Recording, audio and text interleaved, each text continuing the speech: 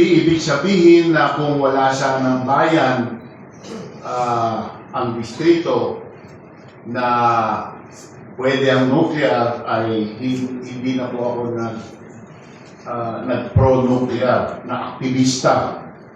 Nakikita ko po ang aking sarili bilang isang aktivista ng pro-nuclear.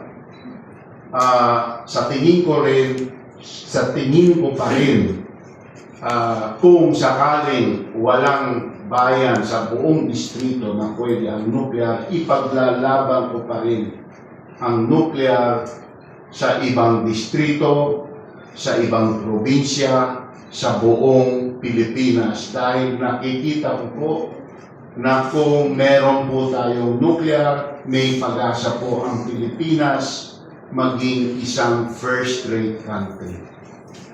Ako po ay may mga anak na may asawa na.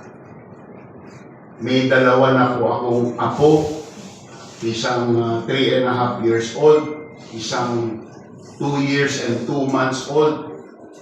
Ang aking bunsong lalaki, may bagong asawa, may asawa na, at umaasa po ako na bigyan niya rin ako ng apo.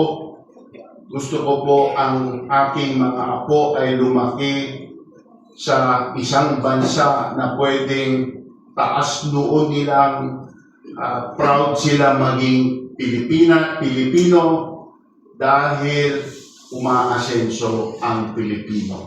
Hindi po tayo aasenso bilang isang bansa kung walang murang kuryente.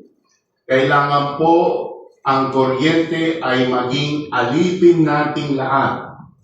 Hindi po dapat na tayo ang nagiging alipin ng kuryente dahil sa sobrang kamahalan at kakulangan nito. So yun po ang aking reaksyon kay Mayor Uson. Ako po ay nagpapasalamat sa kanya ng malaki. Alam nyo, nung huling eleksyon, ako po ay neutral. Hindi ko sila kinampihan, hindi ko rin po kinampihan ang kanilang kalaban. Ang isang dahilan na malaki kung bakit po ako nananatiling neutral dito sa bayan ng Labrador ay dahil sa issue ng nuclear power. Kung maging one side or the other na ako ng politika rito, hindi ako makakatawag sa pagkakaisa sa pagdating sa issue ng nuclear power. So, ako po ay nagpapasalamat ng malaki kay Mayor Noel Uson, kay Vice Mayor Soray Arenas, at lahat ng sumusuporta for nuclear dito po sa bayan ng Labrador. Nakikita ko po ito na paraan ng Labrador na maging pinakamayaman na munisipyo sa buong Pilipinas. Alam niyo ba na ang Sual, dati parang Labrador lang yan. Napakahirap na municipality po yan.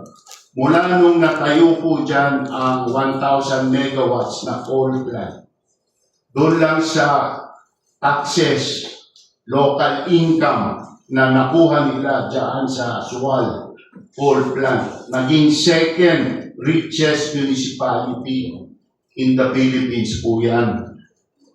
Isipin mo kung 1,000 megawatts na nuclear, may libreng kuryente pa, at kung sakaling hindi lang 1,000, kung hindi 4,000 or 6,000, tapos 80 years pa ang buhay niyan, talagang number 1 sa buong Pilipinas ang yaman ng Labrador kung mangyari po yan. Yan po ang aking pangarap, yan po ang aking gustong maging legacy dito sa pagka-congressman ko ng District 2 ng Pangasinan. Yan po ang gusto kong maiiwan sa taga-Labrador.